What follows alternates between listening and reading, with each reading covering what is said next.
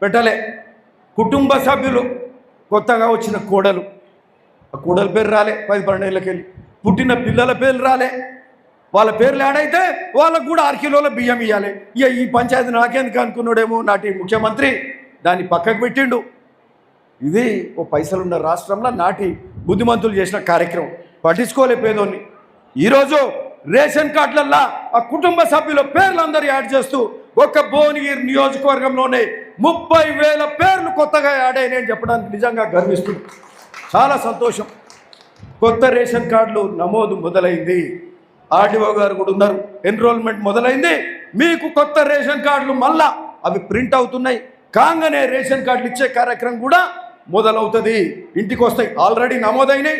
దాని ప్రకారం సన్న బియ్యం కూడా ఇస్తున్నారు. రేషన్ కార్డులు కూడా కొత్తగా మీకు చేరవేస్తారు అని కూడా ఈ సందర్భంగా చెప్తున్నాం. సో సన్న బియ్యము, సన్న వడ్లు, రేషన్ కార్డులు ఈరోజు